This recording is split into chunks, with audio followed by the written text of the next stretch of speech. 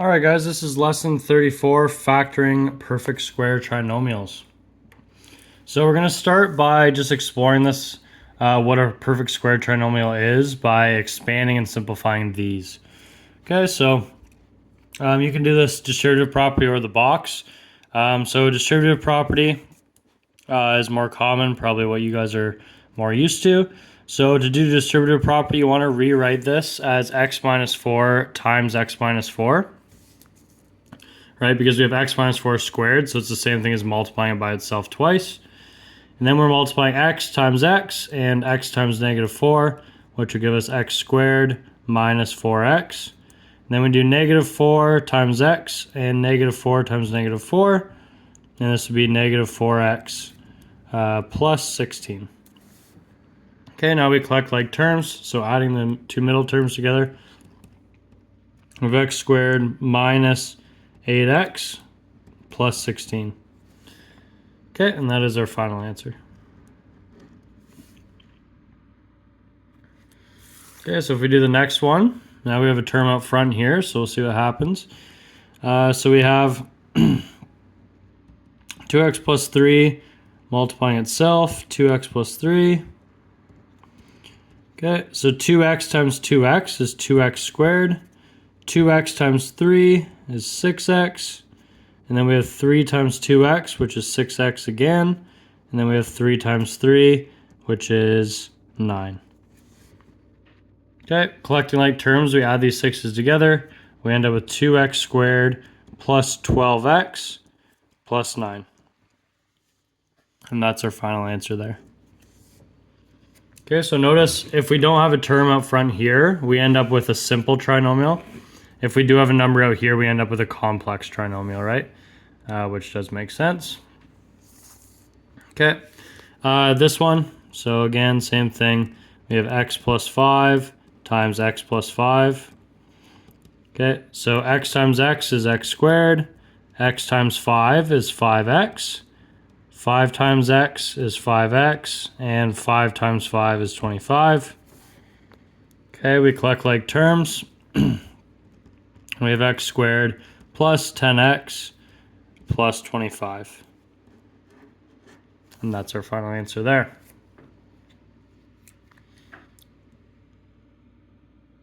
Okay. And the last one. If we multiply this by itself, 4x minus 3 times 4x minus 3. Okay. 4x times 4x is 16x squared. 4x times negative 3 is negative 12x. Negative 3 times 4x is negative 12x. And negative 3 times negative 3 is positive 9. Okay? We collect like terms here. We have 16x squared minus 24x plus 9. Okay? Okay, so this is expanding and simplifying. And basically, all the answers we got here are perfect square trinomials. And they're perfect square trinomials because the factors are the same. For example, if we factored this, meaning we're going backwards, right? We get x minus 4 and x minus 4, which is x minus 4 squared. Here, the two factors for this equation are the same. They're both 2x plus 3, so we can write it as 2x plus 3 squared. And then same for these ones. So perfect square trinomials are trinomials in which the two factors are the same, so we can write it as one thing squared. Okay, so you'll see that down here. So now we're factoring these, and I'm just going to start with box method. Show you box method first. Okay, so we can start with our cross, and multiplying first and last term, we have 9x squared minus 6x, adding to minus 6x. And we're thinking of two numbers that do this. And with a perfect square trinomial, they're always going to be the same number, right? Because negative 3x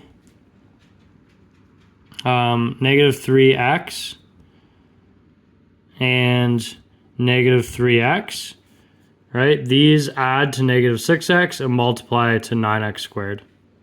Okay? So every time you have a perfect square trinomial, these two numbers are going to be the same. Okay, so now if we draw our box and we put everything in, sorry, I forgot to rewrite this. So we're rewriting it as x squared minus 3x plus 9. Putting that into the box, this is equals. So we have x squared minus 3x plus 9. And again, our factors, because it's a perfect square trinomial, our factors are going to be the same. They're both going to be x minus 3. Okay, then you can double check. Negative 3 times negative 3 is 9, so we're good.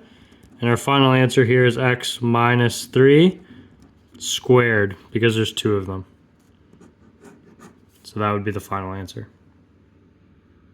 Okay. Next one. This one we'll do algebraic method. Okay. So we start with our cross, multiplying first and last term. Okay, we have 4x squared, and then we're adding to 4x. Okay, and what does this is 2x and 2x, right? And these are the same, so we know we have a perfect square trinomial. So if we rewrite this, we have 4x squared plus 2x plus 1. And now with algebraic method, we're factoring by grouping. So we group these two, separately group these two, and pull out a common factor.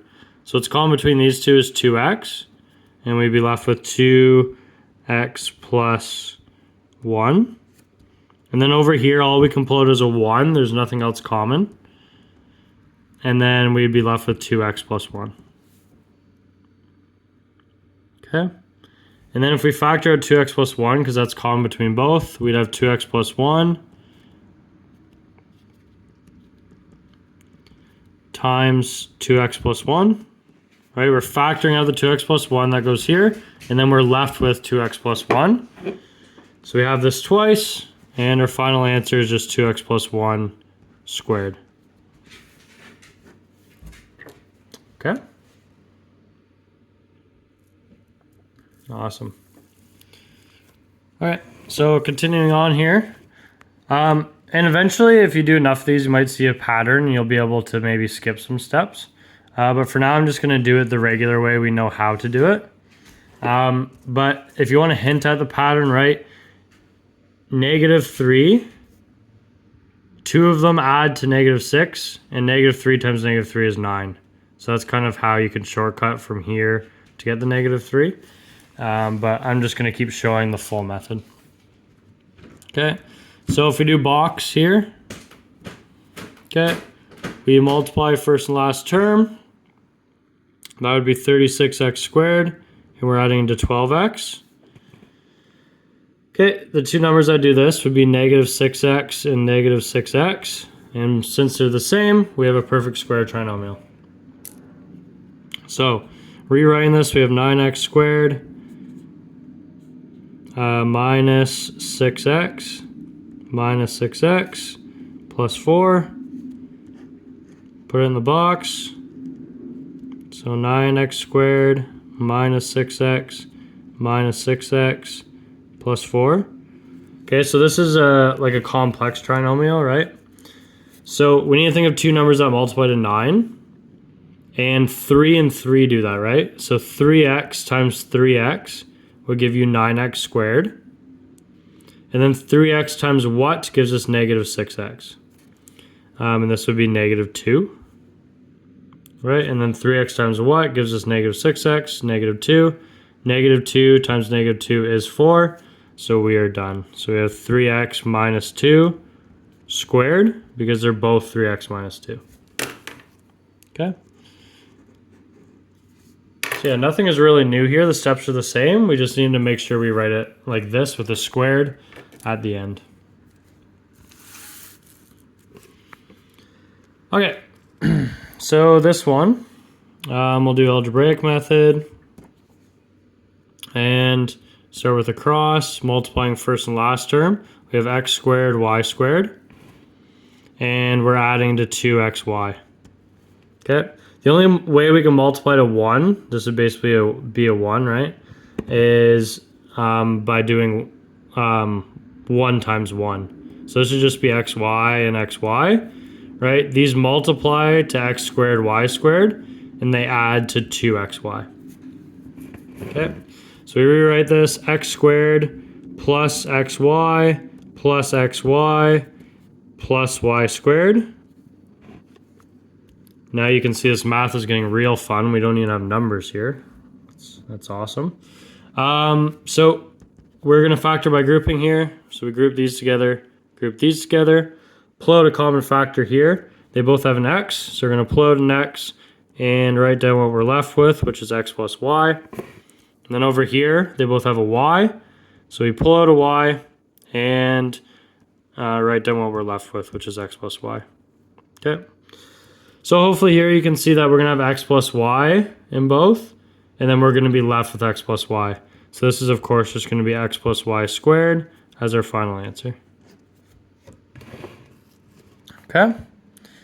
So those are a few examples of perfect square trinomials. Again, it's a perfect square trinomial when the answer is 2 of the same factor, and we just square it. We just show it by squaring it. Okay, so on the back side, really we're doing the same thing, but this reminds us to check for a common factor first, meaning that there probably is going to be a common factor. But then after we pull the common factor, it's just regular factoring after that. So all these numbers here are even, so we can definitely pull out a 2. And because our a value is negative, we're going to pull out negative 2. So if we pull out negative 2 here, we're left with x squared minus 6x plus 9. Okay. And then you may recognize this from the front page. X squared minus 6x plus 9. Right, we already did this. X squared minus 6x plus 9. And the answer was x minus 3 squared. Okay. So after you factor this in the brackets, you'll have the negative 2 still up front because we factored that out. And that's multiplying x minus 3 squared. Okay. And that's your final answer. Now hopefully you're starting to notice that this looks a lot like vertex form, right? So we're going to talk about that in a second. Okay. So this one, if we're pulling out a common factor, they both have an x, and they both have 3 goes into both. So we're going to pull out 3x, and 12 divided by 3 is 4. X cubed divided by x is x squared. And then we have minus 1, right? 3x divided by 3x is minus 1. And remember, if you look on your flow chart, we have to check if this is squared. We have to check if this is a perfect square or a difference of squares, sorry. And it actually is a difference of squares, right? Because we can square root 4 and we can square root x squared. We can also square root 1 and we're subtracting the 2. Okay, so to do difference of squares, remember we square root this term and we square root this term. Okay. So we're left with 3x is still up front. And then we're adding and subtracting the square root of both of these. So square root of 4x squared is 2x. And then square root of 1 is just 1. So we're adding 1. And on the other brackets, we're subtracting 1. Okay. And this is clearly not actually a perfect square trinomial, right? Because these are different. We cannot combine these and write that it's squared like we did here, because these are different. One is adding, one subtracting. So this is our final answer. Okay. Okay, last one where we're checking for common factoring. So 3 goes into all of these, and we're going to pull out the whole negative 3. That's the only thing that's common. So just pulling out negative 3, we're left with a squared plus 10ab plus 25b squared. Okay, so that's factoring out the negative 3. And now we have to, this is just a simple trinomial in here. And we have to factor that. Okay, so we do the cross method, or start with the cross, multiply first and last term. We'd have 25a squared b squared, and we're adding to 10ab. Okay, and adding to 10, multiplying to 25, that would just be 5ab, of course.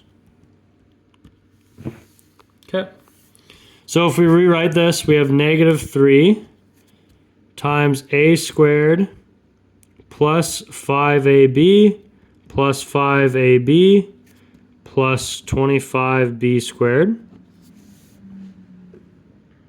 Okay, and now we factor this. So this is where you can do box method. You just put everything in here in the box, or you could do algebraic, whatever you like. Maybe I'll just do box here. Okay, so we have a squared, 5ab, 5ab, and 25b squared. Okay, so a times a would be a squared plus 5b, right? A times 5b would be 5ab, and then this is going to be plus 5b as well because it's a perfect square trinomial. Okay, so when we write our final answer, don't forget this negative 3 we factored out. That has to go up front. And then we have a plus 5b, and we have 2 of those, so it's squared, and that is our final answer. Okay. Okay. Now, finally, we're going to do this one, and we are going to graph it. Okay. Now, this is the one we've seen a couple times now. It's a perfect square trinomial that we did up here. It just doesn't have the 2 out front like this one did. But our factor will just be x minus 3 squared. So this, after we factor it, will just be x minus 3 squared. And now we can graph it. So you can look at this 2 ways. Of course, if you look at it like this looks an awful lot like vertex form, right?